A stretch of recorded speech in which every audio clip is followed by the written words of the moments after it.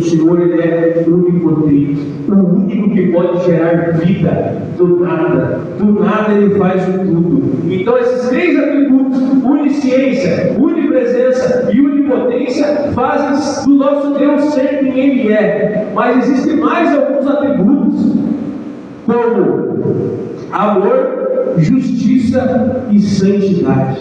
O nosso Deus, além desses atributos que são chamados de atributos intransferíveis, que só Deus tem, agora vamos falar dos atributos comunicáveis. Como Ele se comunica com a gente? Através do seu amor, através da justiça e através da santidade. A palavra de Deus nos ensina que o nosso Deus, Ele é santo.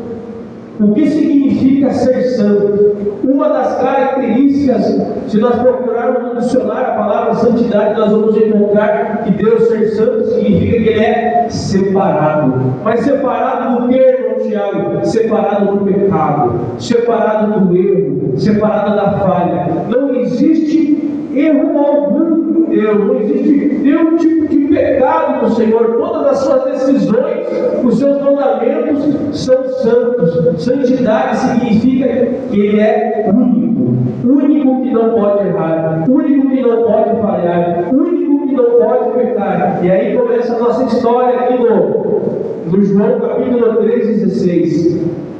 Por que inicia a nossa história aqui?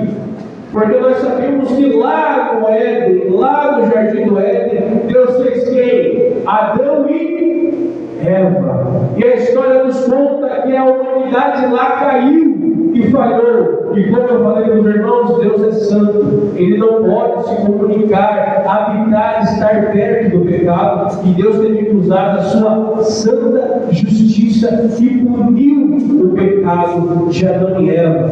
Isaías 59, versículo 2, diz que a única coisa que faz divisão entre nós e o nosso Deus é o pecado e a iniquidade. É a única coisa que nos afasta de Deus. É o pecado e a iniquidade. O nosso Deus é santo. Abacuque, o profeta, vai dizer que Ele é tão puro de olhos que Ele não pode contemplar a maldade.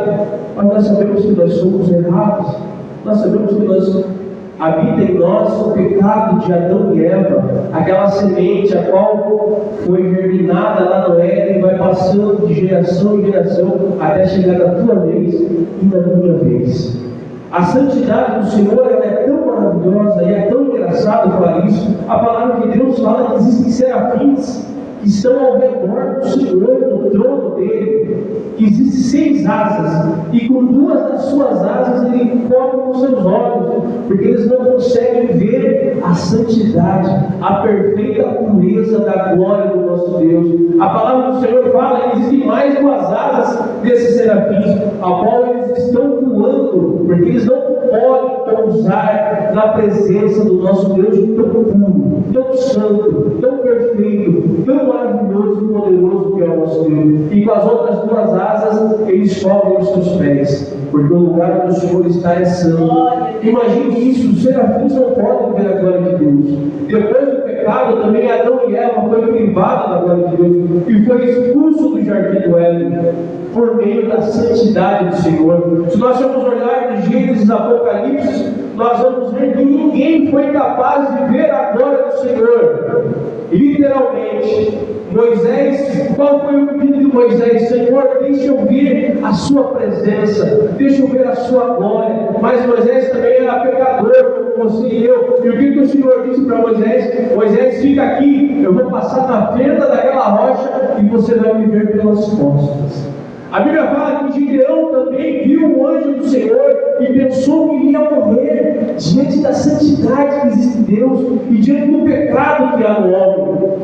A palavra do Senhor diz também que Paulo, a caminho para Damasco, Jesus Cristo ressurreto apareceu para ele e ele ficou cego durante 3 dias por causa da glória, da santidade de Deus e o pecado que habita em nós. É como se fosse mais e menos.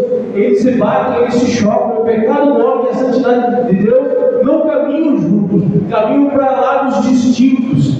A palavra do Senhor lá em Isaías 6 fala que quando Isaías viu o Senhor no templo, viu a glória do Senhor, a palavra diz que Isaías caiu o seu rosto no pó e